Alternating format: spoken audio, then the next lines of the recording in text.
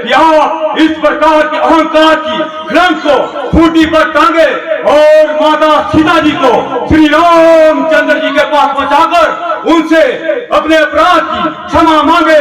यद्यपि वह आपसे सख्त नाराज है, तथापि वह बड़े सरल और स्वभाव है और मन के फयाद है। अगर आप आए नंदा के लिए अपना मन बुराइयों के साफ कर देंगे तो वह आपका अपराध तुरंत ही माफ कर देंगे। इत्मीनान के लिए मैं इस बात का जिम्मा लेता हूँ। आप एक बार हाँ कीजिए, मैं ही उनकी ओर से सलाह का वचन देता हूँ। बच जरा जबान को थाम, क्यों इतनी बकबक लगाई है। जय भोलेनाथ, सबको मेरा प्रणाम। स्वागत है आपका मेरे एक न्यू व्लॉग में। तो बीच में आ गया था दशहरा, क्योंकि हमारी रामलीला थोड़ी लेट शुरू हुई थी, तो मैंने कल दशहरे की वीडियो डाल दी थी। तो आपको कैसी लगी दशहरे की वीडियो कमेंट करके ज़रूर बताइएगा। और स्वागत है आपका मेरे एक न्यू रामलीला वाले व्लॉग में। तो आज की रामलीला होगी। विभीषण को लंका से राम जी के पास भेज दिया जाएगा और कुंभकर्ण को आज उठाया जाएगा। सामान तेरी शिरडी में आता है हिंदू मुसलमान, तेरी शिरडी में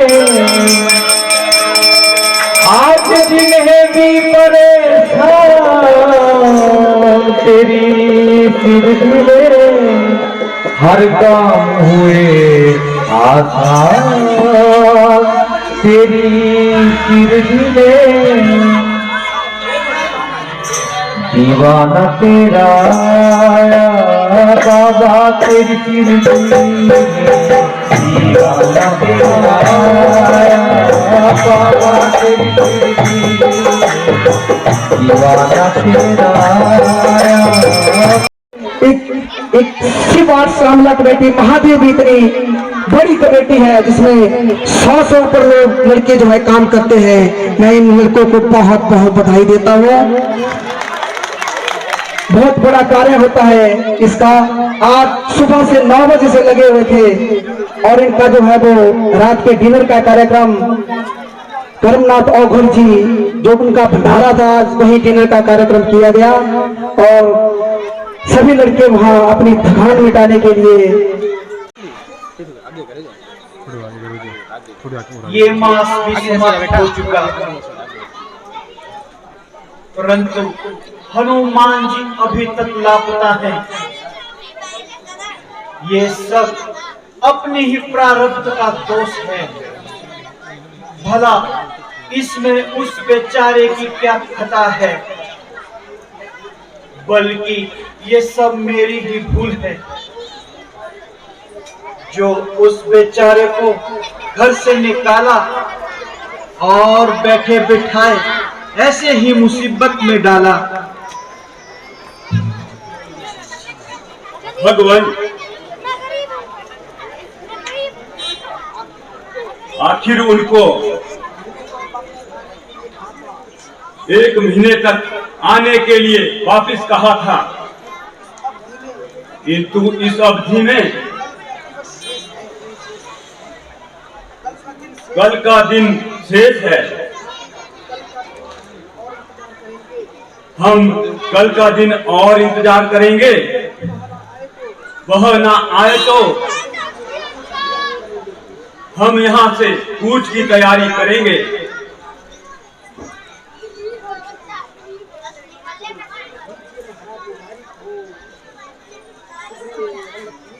लीजिए महाराज, मुबारक हो।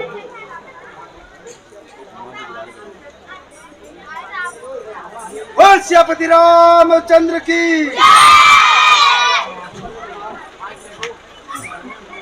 भगवान प्रणाम। आओ प्यारे हनुमान, कहो प्रसन्न तो हो।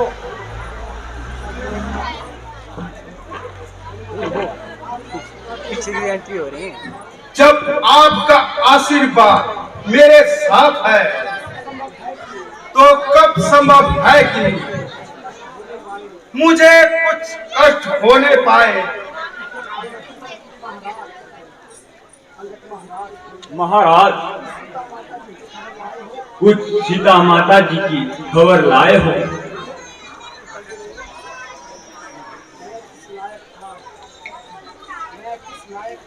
मैं किस लायक था? पराक्रम और सहायता तो आपकी थी, मैं तो केवल सहायक था। खैर, जो कुछ भी कहा सो कहा।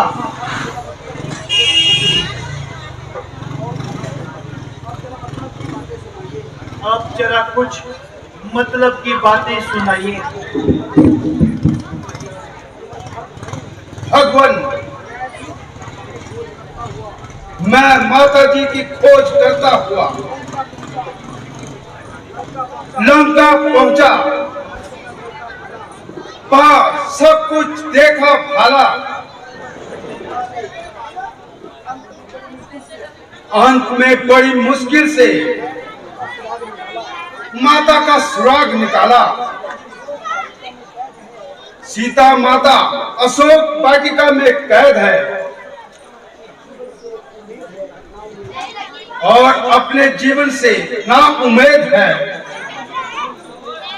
कुछ रावण के जुर्मों से तंग है और कुछ उन राक्षसियों के जुर्म से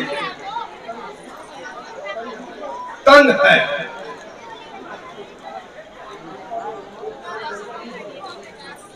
माता जी ने आपके लिए चूड़ामणि दी है, दीजिए भगवान।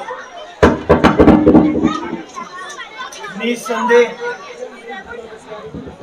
ये मेरी प्राण प्यारी की निशानी है, किंतु यह तो बताओ कि क्या तुम्हारी उन्हीं से बात हुई या फिर रावण से भी मुलाकात हुई? हाँ, मैं रावण से भी मुलाकात कराया और दो हाथ करके आया।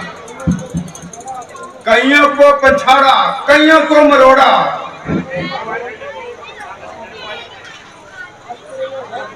आश्चर्य यह है कि उसकी समझ में कुछ भी न आया और भरी सभा में मैंने उसको नीचा दिखाया।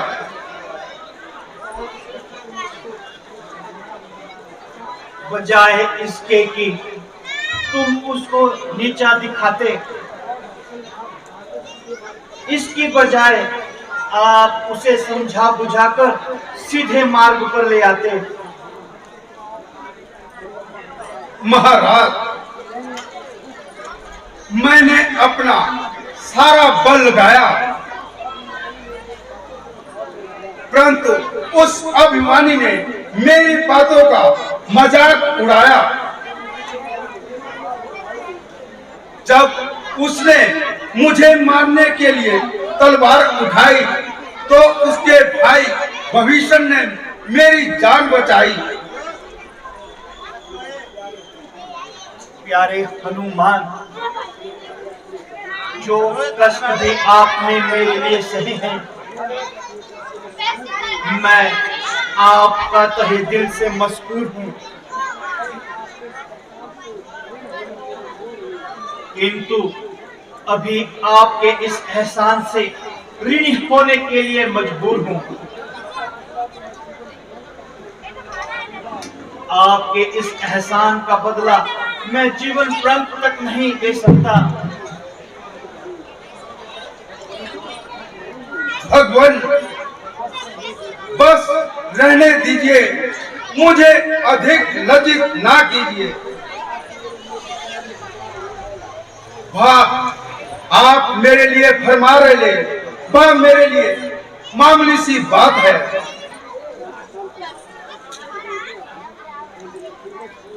अंगद जी, अच्छा, अब आगे का क्या विचार है? महाराज, जैसी आप आज्ञा दें वह मुझे स्वीकार है। बंदर की दौड़ रहे बाहर अंदर। भला अब हमें किसका इंतजार है? उधर रावण का सिर है और इधर हमारी तलवार है। अस्तु, कृपया बच्चे शोर ना करें भाई। पहले नलनील से पूछ लेना चाहिए कि उनकी तैयारी कहां तक पहुंची है। महाराज, उनका सामान सब कुछ तैयार है, बस आपके हुक्म का इंतजार है। परंतु मेरे हिसाब से उसे एक और मौका दे देना चाहिए। महाराज,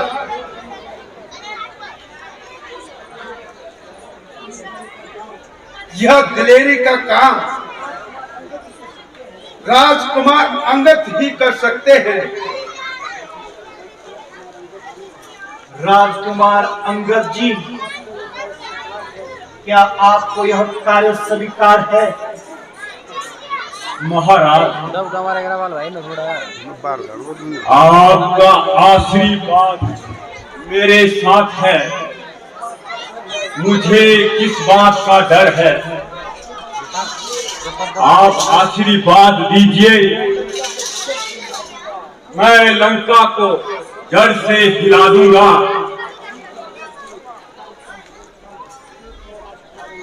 ठीक है राजकुमार अंगद जी, आप अभी जाओ और बड़ी होशियारी से काम करना। जो आज्ञा महाराज। छोटे अंदर होगा। जब से उस मनोज को चुरा के लाया हूँ, ना रात भर सोया, ना पेट भर खाया, और दिन रात उसके गिरह में तड़फड़ा रहा। जब उसके साधारण से दूसरा ऐसा हाल है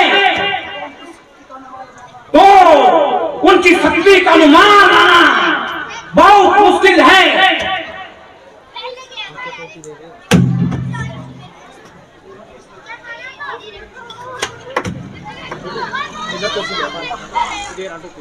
महाराज, राजकुमार मेघनाथ जी आ रहे हैं, उनसे कुछ सलाह विमर्श कीजिए। पिताजी प्रणाम।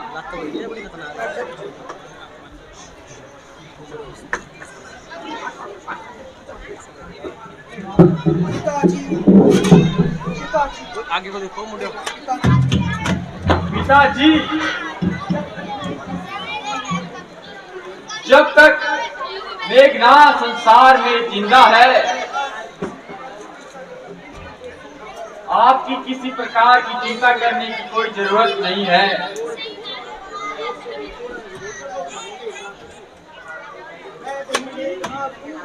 मैं मेघनाथ हूँ जिसका हनुमान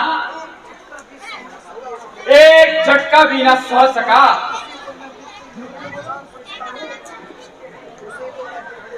उसे तो मैं बिल्कुल मामूली इस साइंस साइड में खड़े हुए जो दर्शक है वे बहुत शोर कर रहे हैं मंदिर के पास, कृपया चुप रहे।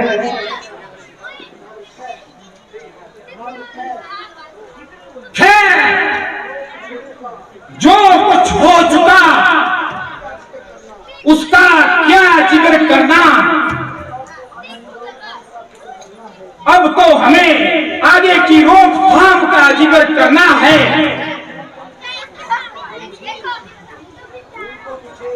यहीं पर मुझे कोई ना कोई योजना बनानी होगी।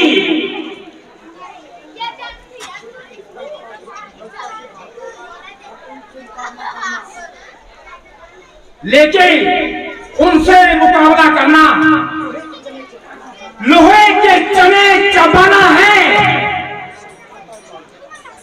भ्राता जी, आपके समस्त सभासद आपसे डरते हैं, इसलिए आपसे ऐसी बातें करते हैं। अग्नि तथा शत्रु को तुच्छ नहीं समझना चाहिए। मेरी आपसे बार बार यही ताकीद है, जिस प्रकार हो सके इस बला को गले से टाले, और सारे कुल को बर्बादी से बचा ले। इसका सबसे सरल उपाय यही है कि सीता जी को रामचंद्र जी के पास पहुंचाकर उनसे हाथ मिलाए और उन्हें दुश्मन के बदले अपना मित्र बनाए। चाचा साहब, जरा होश से बात करो। बस बहुत हो चुकी, जरा चुप हो जाइए और रामचंद्र का अधिक भय न दिखाइए। कहीं छुप जाइए।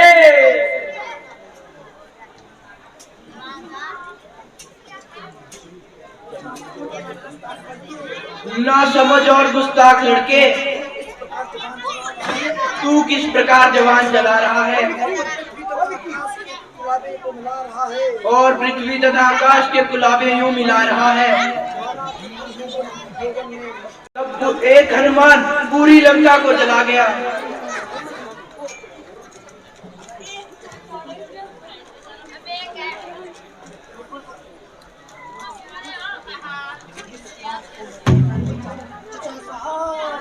चाचा साहब, जिस बात को मैं कहना नहीं चाहता वही बात आप कहलवा रहे हैं। चाचा साहब, इसमें आपकी कोई साजिश है जो हनुमान इस प्रकार भाग गया। भाई साहब, देखते हो ये कल का छोकरा मुझे किस कदर ये बातें सुना रहा है। निसंदेह ये जो कुछ कह रहा है बिल्कुल ठीक कह रहा है। शोक की आप इसका अनुचित पक्ष लेकर बिना वजह मेरा यूं अपमान कर रहे हैं। अरे अगर मैं इसका पक्ष देता हूं तो गुनाहगार तो नहीं। भ्राता जी, ये आपकी भूल है और मेरे संबंध में ऐसा ख्याल करना बिल्कुल फिजूल है। अरे पापी, मकान, गिरफ्त और गद्दार, तू इसी प्रकार मेरी सीमा से दूर हो जा और इस मनोज शकल को ना दिखा। सिपाहियों,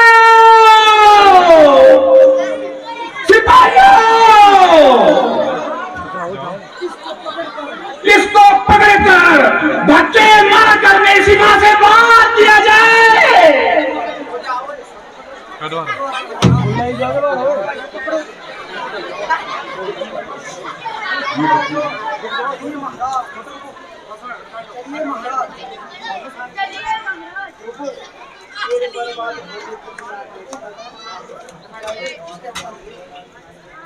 तेरे बर्बाद होने के दिन आ गए, दोष इसमें भाई तुम्हारा नहीं।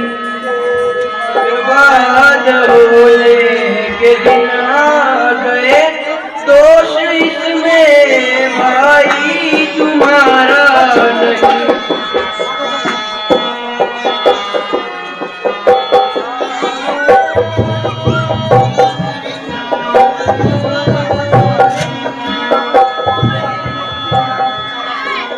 तेरी बुद्धि में रावण गलत आ गया, तूने अपना बेगाना विचारा नहीं।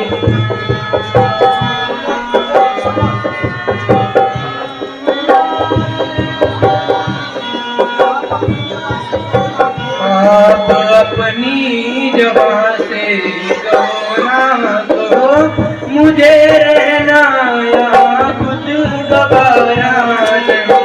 तेरे बर्बाद होने के दिन आ गए, दोस्त इसमें भाई तुम्हारा नहीं।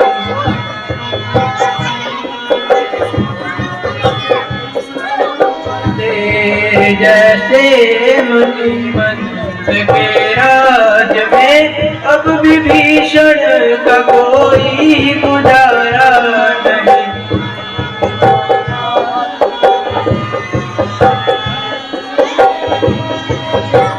खैर गवाही का मुझको मिलाएगा, अब विभीषण गया रहना दोबारा नहीं।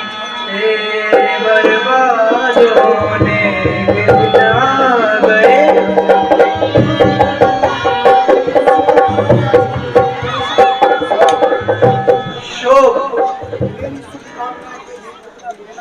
मेरी शुभकामनाओं का यही बदला मिलना था, और मुझे इसी प्रकार से बड़े दरबार जलील होकर लंका से निकलना था। अच्छा भाई, तुम्हारा क्या कसूर है? वास्तव में परमेश्वर तो यही मजबूर है कि यह हरी भरी लंका देखते ही देखते नष्ट हो जाएगी।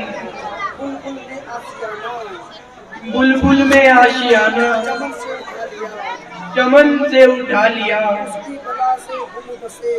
उसकी बला से घूम बसे, घुमा रहे हैं बसे यहाँ। ठीक है भ्राता जी।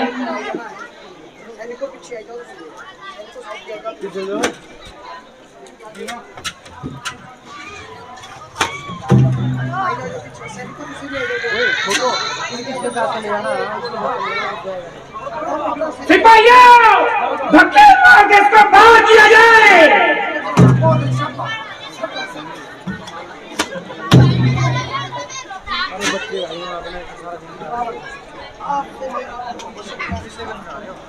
आज से मेरा और भीषण का रिश्ता सदा के लिए खत्म है। चलो, खैर जो हुआ सो हुआ। अब मैं भ्राता कुंभकर्ण के पास जाता हूँ और उसे अपना हमदर्द बनाता हूँ। जय शंकर।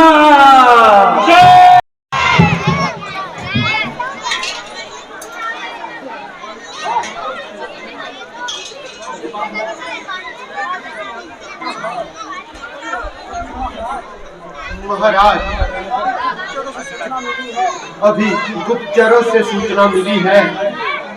बच्चों शोर ना करो भाई। रावण ने अपने छोटे भाई विभीषण को लंका से निकाल दिया है और वो आपकी शरण लेना चाहते हैं।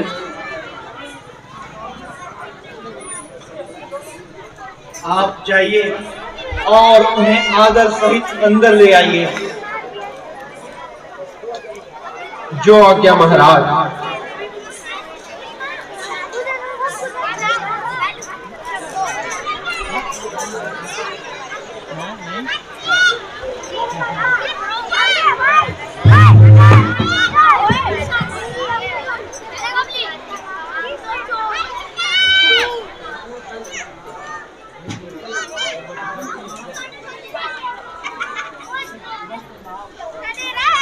भगवान प्रणाम।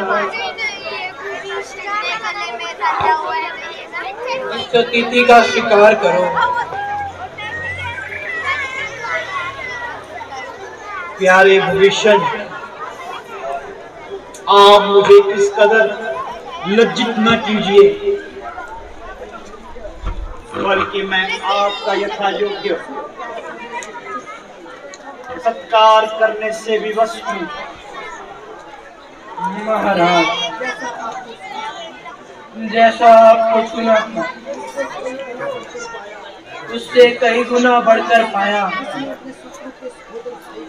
जिसने अपने शत्रु के सहोदर भाई को गले से लगाया, मैं प्रतिज्ञा करता हूँ कि आपका यह एहसान मैं जिंदगी भर नहीं भुला सकता। प्यारे मित्र, ये कोई एहसान नहीं है, बल्कि जो किसी दुखित पुरुष के साथ हमदर्दी नहीं रखता, वह वास्तव में इंसान ही नहीं है। महाराज, मैंने उस अभिमानी को बार बार समझाया,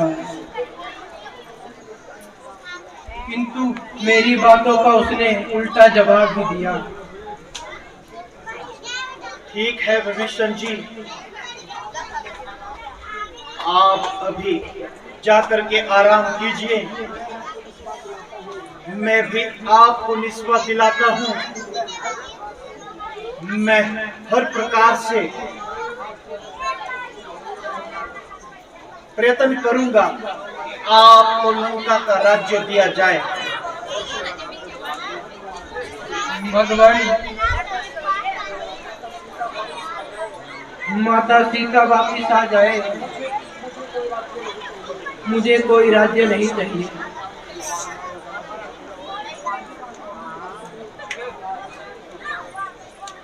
महाराज, आगे क्या विचार है? अभी आप जाकर के विश्राम कीजिए। सुबह होते ही नई रणनीति बनाई जाएगी और हम अंगद जी का इंतजार करेंगे। उसी के बाद लंका पर चढ़ाई कर देंगे।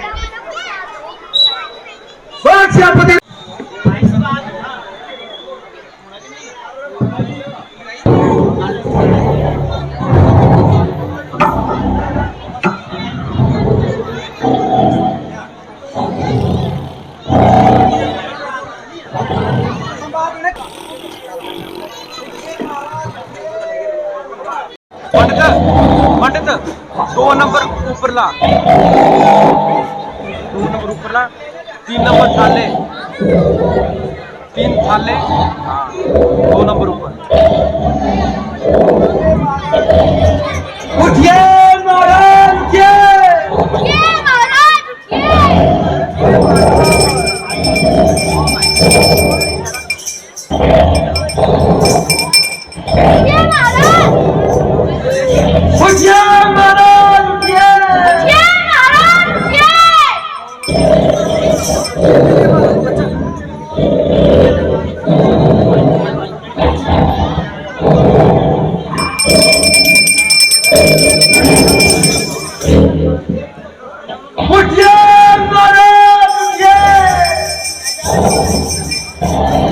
दो नंबर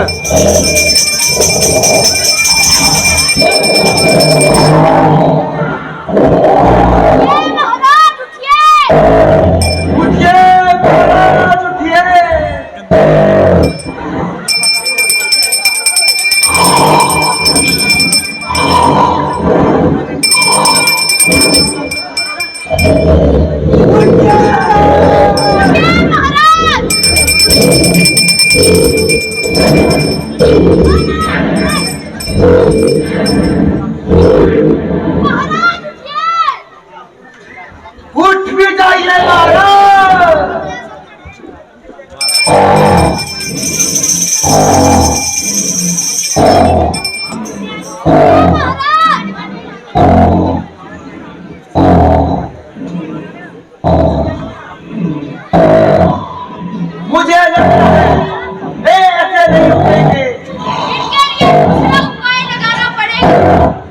तुम जाओ और भोजन लाओ, उसी पतन से जल्दी उठेंगे। ठीक है महाराज,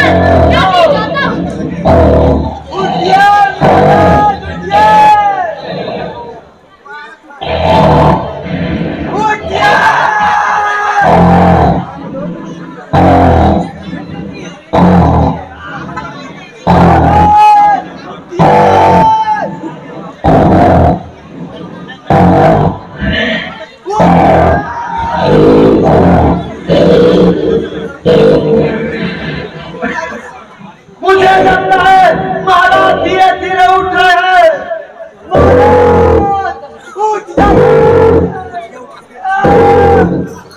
कंट्रोल करो, ऑन करो।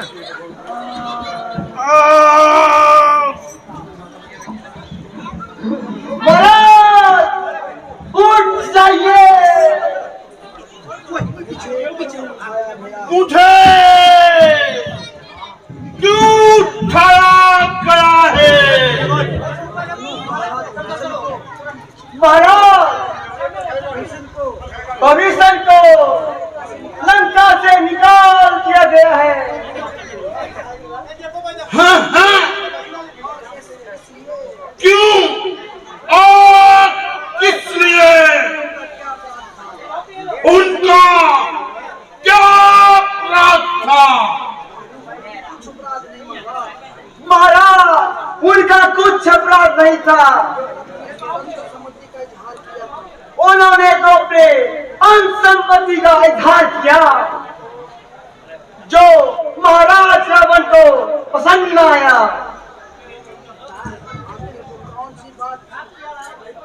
आखिर वह कौन सी बात थी? और भविष्य को सबके सामने बेदखल किया गया। महाराज रामचंद्र असंख्य सेना लेके आ रहा है, तो उसकी रोकथाम करने के लिए ब्लिंक मार देकर बीच बीच भविष्य ने उसका विरोध किया, इसलिए उसको बाहर से निकाल दिया। सो रावण की हो करतूते लंका का एक दिन नाश करके छोड़ेगी।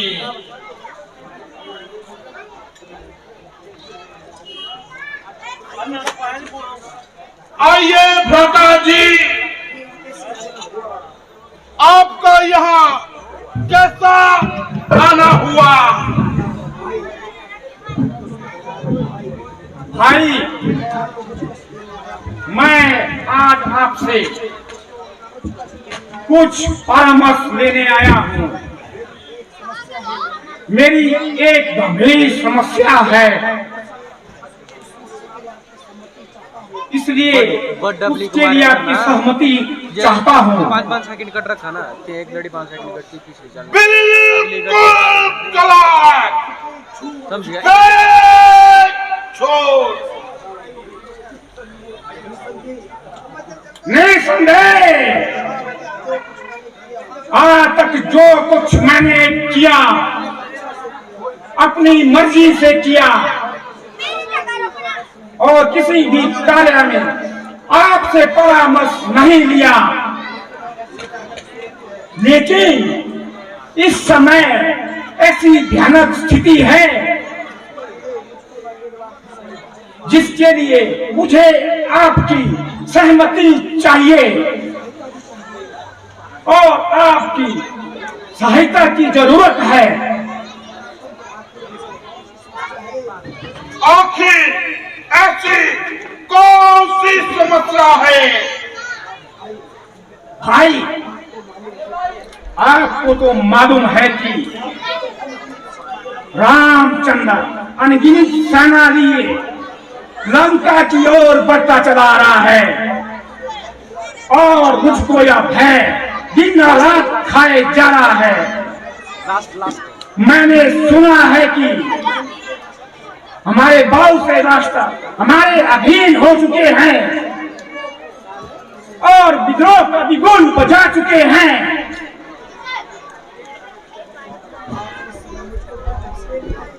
आप इस समय मुझसे परमात्मा लेने आए, परंतु उस समय नहीं पूछा जब तुम सीता को चुरा कर ले आए। रोते क्यों हो? भुगतो अपने किए की सजा। देखिए इस बाजी का मजा, उपदय इश्क है क्या? आगे आगे देखना भाई श्री, होता है क्या? सो मुझे यह आशा नहीं थी कि मेरे भाई ऐसे दगा बात निकलेंगे। मैं तो एक भविष्य को रोता था, या तो पूरा आबा का ही आबा फीका पड़ा हुआ है। भाई साहब नाराज न हुए, गुस्से को जरा थूक दीजिए। आपने तो मेरा उल्टा ही अर्थ निकाल दिया। भला मैंने यह बात कब कही? आप में युद्ध की शक्ति नहीं। अंत में एक दिन मरना तो है, तो लड़ाई से क्या डरना है? कुंभकर्ण आपके साथ तन मन और धन के साथ है। मेरे प्यारे भाई, मैं आपका कृतज्ञ हूँ और बहुत भीड़ बंधाई हूँ। मैं अभी जाता हूँ और किसी गुप्तचर को भेजता उनकी सेना का पता लगाता हूँ। जय शंकर। तो समझ जा, एक बार समझाना जरूरी होता है कि मान जाए, अगर नहीं माने तो उसका हल ही युद्ध होता है। तो अपनी सुंदर दृश्य दिखाया जाएगा अंगद संवाद का।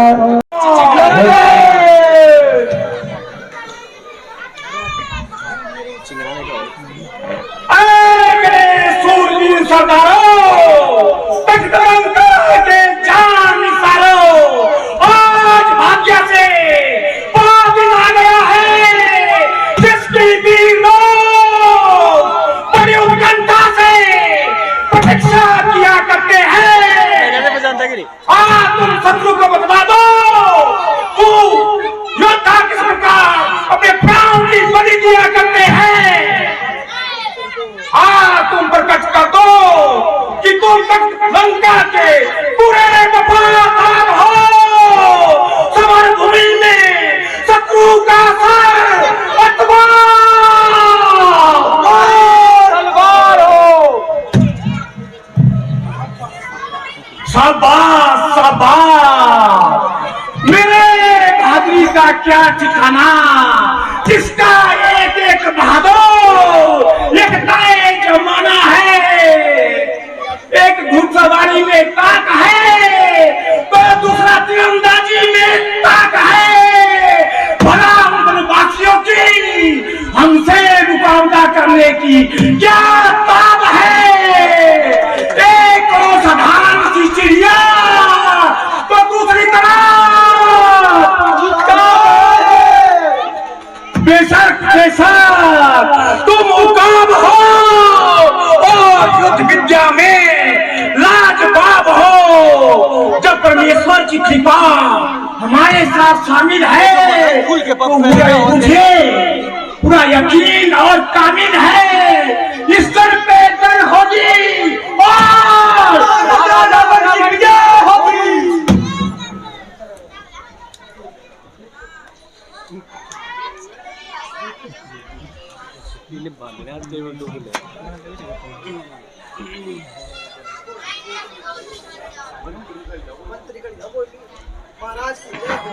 महाराज की जय हो। महाराज गुप्तचरों से सूचना मिली है, एक दूत उपस्थित होना चाहता है। दूत उपस्थित होना चाहता है? हाँ महाराज। तुम जाओ और आदर सहित उसे अंदर ले आओ। जो आज्ञा महाराज। मैं तो बोला नहीं।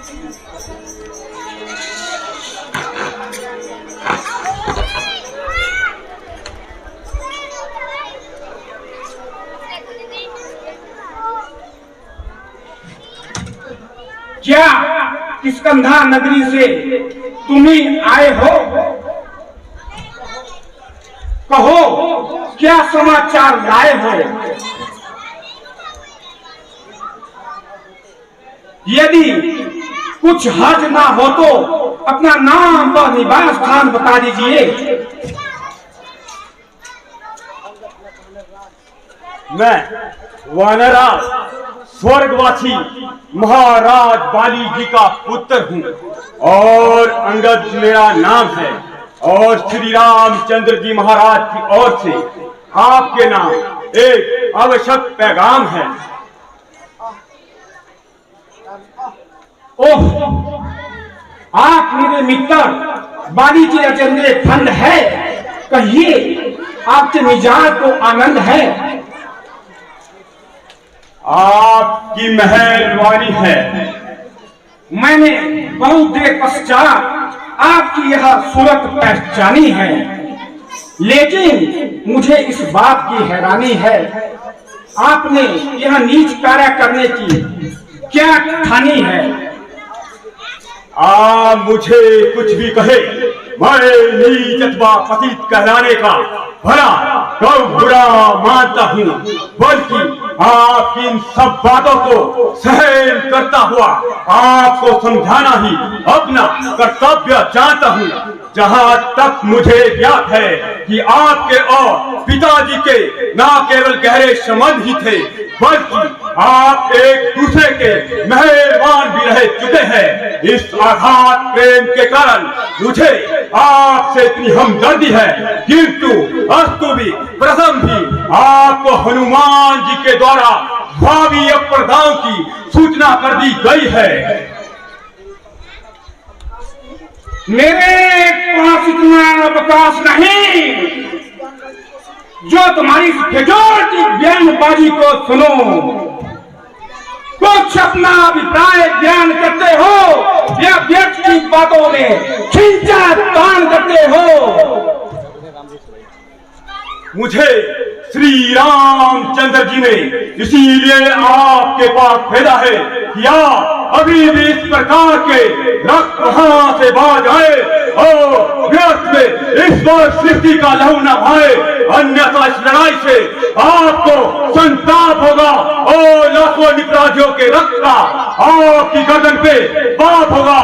मुझसे आपसे यही ताकीद है कि आप इस प्रकार के अहंकार की कलंक को खूंटी पर टांगे और माता सीता जी को श्री रामचंद्र जी के पास पहुंचाकर उनसे अपने अपराध की क्षमा मांगे। यद्यपि वह आपसे सख्त नाराज है, तथापि वह बड़े सरल और स्वभाव है और मन के फयाद है।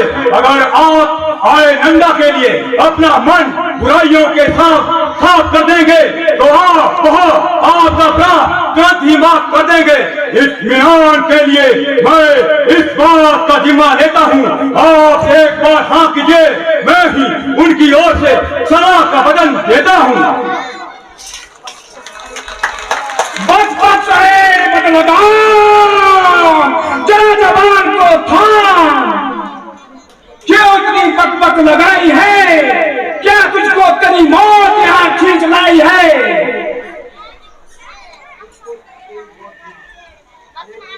अरे नीला, तेरे जैसे नलायकों का तो जिंदों में शुमार है।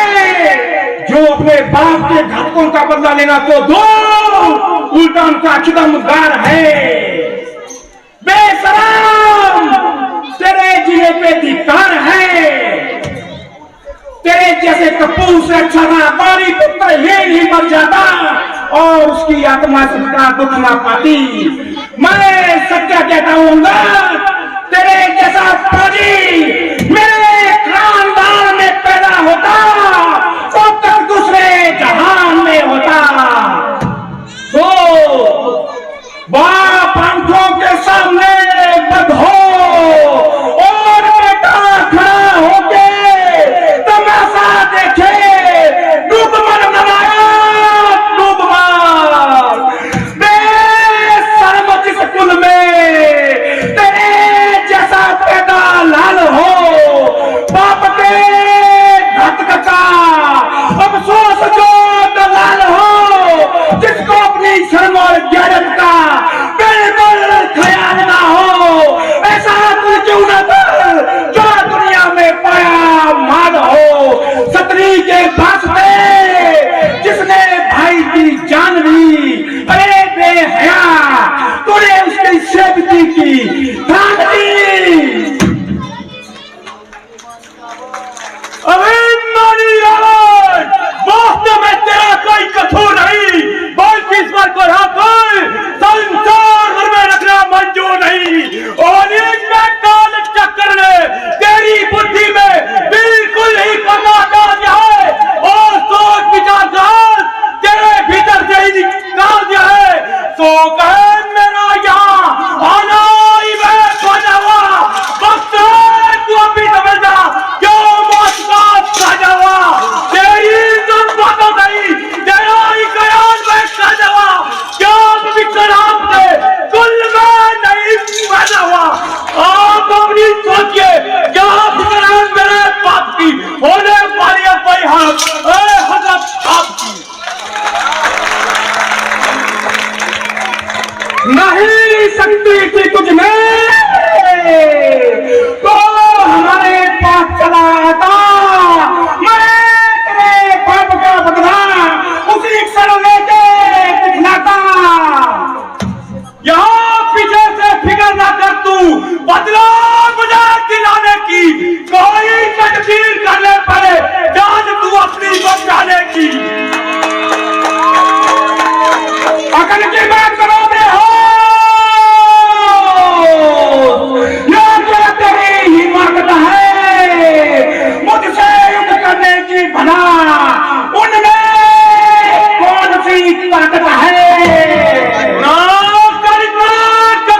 तू बात जाने के रोज फाड़ी है, तेरे से अलावा हो मुझे ना बाकी निशानी है। चल पड़े तू रोजाने छोकरे, क्यों मुफ्त में कान खाए हैं? तेरे जैसे बच्चे मैंने आज तक लाखों पढ़ाए हैं। बुलाए होंगे शायद थे जिस रोज गया पापे में, अब तो कल मारी गई है आकर इस बुढ़ापे में। जुबान तो रोको चाहिए, क्यों यह पक लगाई है? क्या किसी बेअक्ल ने तुझको गलती सिखाई है? अकल होती तो फिर क्या था, अकल का ही तो रोना है। बदौलत इस अकल के साथ लंका का होना है। अरे मूर्ख, तुझको किसने बुद्धि भी सिखाई है या आज तक तूने पशुओं में उम्र गुजारी है? हाँ हाँ, अब ध्यान आया। बुद्धि कौन सिखाए, कौन पढ़ाए? बाप का साया तो सर से जाता रहा, फिर चाचा को क्या प्रयोजन, वो तुझसे अपनी नौकरी चाकरी कराता रहा। और फिर चाचा भी कौन? सुग्रीव, बुद्धि का दुश्मन सुग्रीव, जिसने अपने सगे भाई का खून पिया। उसने तेरी शिक्षा का बोझ अपने ऊपर क्यों लिया? उसे तेरे जैसा मुफ्त का नालायक दास मिल गया, जिसके अंदर से लज्जा और शर्म का अंश बिल्कुल ही निकल गया। अरे मुराद, अब अपने पिता की मौत को याद कर और उस दुष्ट चाचा की गुलामी से अपने आप को आजाद कर। मैं तुझे यहाँ एक विशेष पद पर सेवानिवृत्त करूंगा और तेरी प्राचीन और वर्तमान सेवाओं का कुछ लिहाज करूंगा और कुछ ही दिनों में सुग्रीव और रामचंद्र से तेरे बाप का बदला दिलाकर तुझे तेरे राज्य का स्वामी बना दूंगा। या तो इस युद्ध में तेरा काम तमाम हो जाएगा, अगर बच भी गया अंदर तो सदा के लिए तो सुग्रीव का गुलाम हो जाएगा। मैं तो बदतमीजी थी किंतु बुद्धि ठिकाने आके भी नहीं रही। जो कोई गंभीर तथा उपयुक्त बातें करने की जगह दूसरों के घरों के झगड़े छेड़ते हो और व्यर्थ में बड़े मुद्दे उठेरते हो। मेरे बाप ने जैसा व्यवहार अपने भाई के साथ किया वैसा ही फल भोग लिया। मेरे लिए दोनों का दर्जा एक समान है। इसमें दादाजी की सेवा अथवा गुलामी करने में मेरा भला कौन सा अपमान है। औरों के घरों के झगड़े राजनाथ छेड़ तुझको पराई क्या पड़ी है, पहले अपनी निवेद तू। खुद बड़ा बोल, मैंने इस प्रकार सिर खपाया किंतु तेरी समझ में कुछ भी ना आया। क्यों क्यों काल निकट आ रहा है, क्यों क्यों तेरी आंखों में अंधेरा छा रहा है। जिन भाइयों के भरोसे तू आज अपनी बातें और घृणा से उन भाइयों को हमारा दर्द लड़के बता रहा है और अपनी समझ में बड़ी शैखी बता रहा है। जब तू उनसे जरा हाथ मिलाएगा तो तुझे उनकी शक्ति का हाथ स्वयं ही मालूम हो जाएगा। जय श्री राम। मौज निसंदेह तू भी सच्चा है, लेकिन तू भी बिल्कुल ही बच्चा है और युद्ध विद्या में नितांत बच्चा है। मैं सच कहता हूं अंगद, तेरे सिर तो रामचंद्र से पृथ्वी में मजबूत नहीं, लेकिन याद रखूंगा सारी सृष्टि तेरी जैसी कपूत नहीं।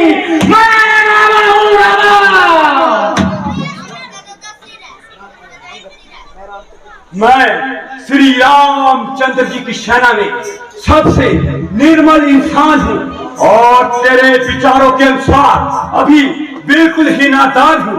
किंतु तेरा यह वहम दूर करने के लिए मैं अपनी शक्ति का एक साधारण सा चमत्कार दिखाता हूँ और अपना पांव पृथ्वी पर जमाता हूँ। अगर तेरे शूरवीरों में से जो सबसे अधिक बलवान हो और जिसमें तेरा पूरा इत्मीनान हो और मेरा पांव पृथ्वी से उठाए, इसी पे तुम्हारी जय अथवा प्रजय का दामदार है। अगर तेरे किसी योद्धा ने मेरा पांव पृथ्वी से उठाया तो तुम्हारी जीत, अन्यथा हमारी हार है। अन्यथा इसके विरुद्ध अवस्था में आपको सीता माता जी को श्री रामचंद्र जी के पास पहुंचाना और किसी प्रकार की हिलजुल मिलाना क्यों है हिम्मत? हाँ हाँ, मुझे सच विकार है। तो बोलो, फिर देश देना भी बेकार है। देखना पीछे से कहीं पछताना ना पड़े। आपका हथवा बिल्कुल बारियात है, मर्दों का प्राण प्राणों के साथ है।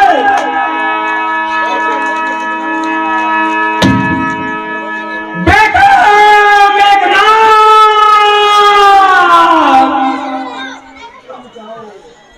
तुम जाओ और अपनी आदित्य शक्ति का जोहर दिखाओ। जो आज्ञा पिताश्री। चलूंगा जिस जमी पर, उस जमी पर बुच्चा लाएगा।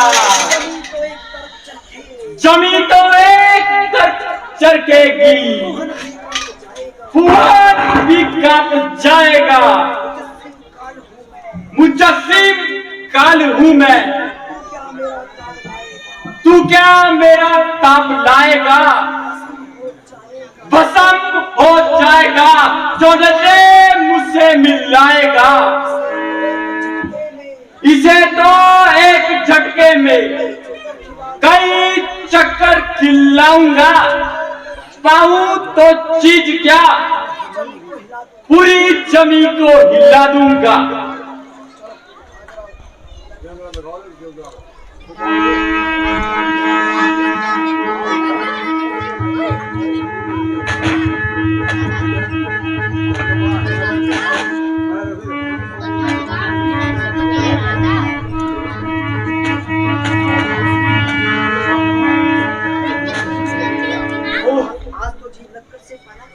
आज तो अजीब लक्कड़ से पाला पड़ा है।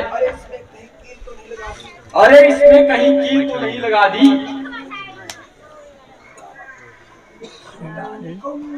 बेटा निकोम, अब तुम्हारा मन है। जागे पिताश्री, तुम जाओ और उस बच्चे का पाओ कहीं दूर फेंको। जागे पिताश्री। विजयी भव।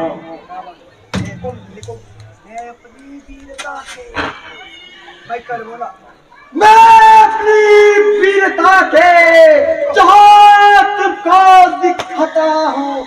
नजरे मेरी तरफ नकला, मैं यूं कर उठाता हूँ। हुक्म हो तो सब पाओ के टुकड़े टुकड़े बनाता हूँ। अरे आप बुझते, मैं तेरी ओर आता हूँ। बहुत ताकत है कुदरत ने मुझे, तेरे दस्त बाजुओं में जमीन और आसमां को बदल कर दूं एक तराजू में। पूरा टेबल खड़का ले जाओ, पूरा सियासन खड़का पंप से टैग होना है।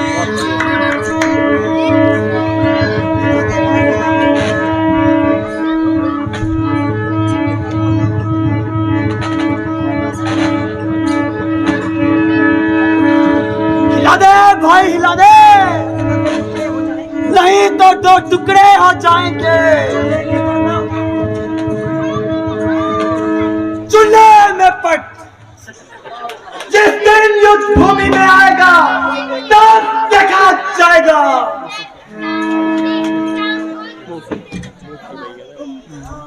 भराकर कुंभकर्ण,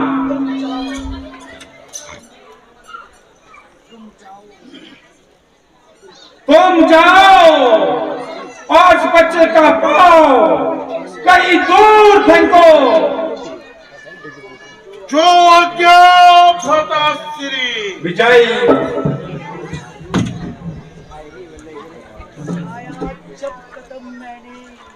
उठाया जब कदम मैंने, कदम इसका उठाने को ना पाएगी जगह से कहीं मुंह छिपाने को। मेरी चुंबी से चुंबी कुछ माने को, संभाल जा मैं अभी आता हूँ। तेरा पलच माने को, जमाने को हिलाने की ताकत है इस कलाई में। बता तो तू चीज क्या है, तैल का मचा दूं मैं खुद खुदाई में।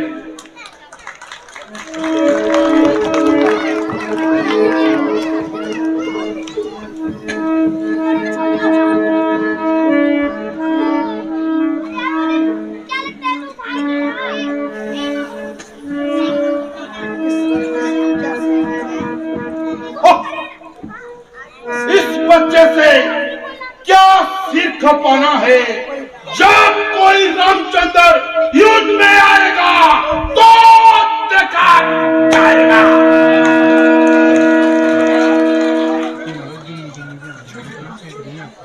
मुझे आश्चर्य है, क्या आज तुम्हारी शक्ति को चिड़िया चुग गई। क्या इतने शूरवीरों में से इस बच्चे का पांव कोई नहीं उठा सका?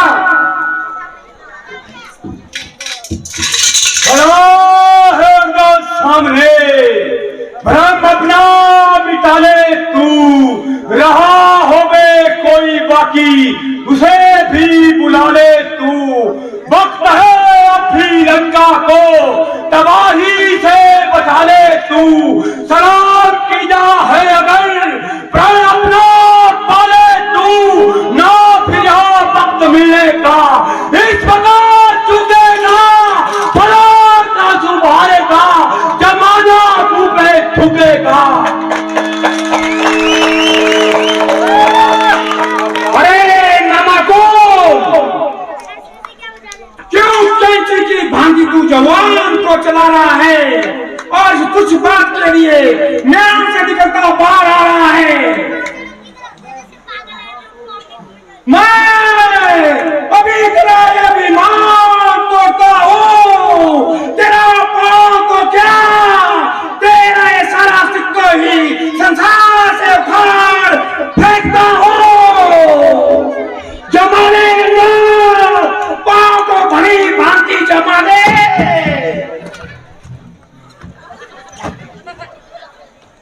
बस बस माफ रखिए। इस प्रकार मेरे पांव पड़ने से आपका प्राण मौत नहीं होगा।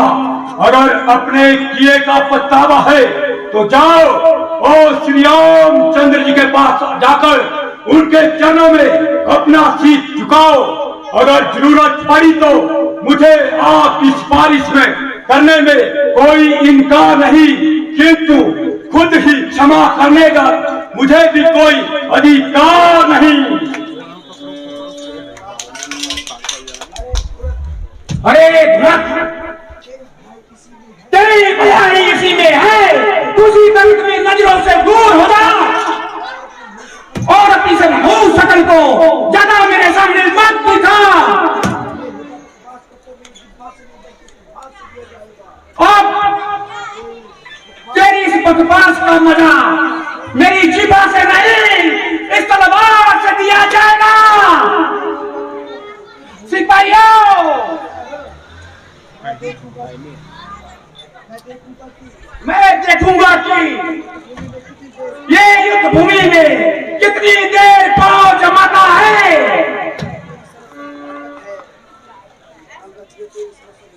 यह तेरी सरासर हिमाकत है। जिन भाइयों के भरोसे तू इतना उछल कूद रहा है, उनमें सिर्फ बातें ही बनाने की ताकत है।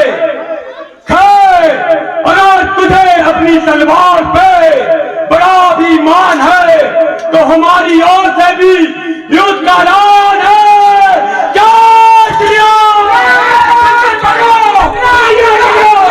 आपको कैसी लगी रामलीला कमेंट करके जरूर बताइएगा। लाइक सब्सक्राइब जरूर करें। जय श्री राम, बाय बाय।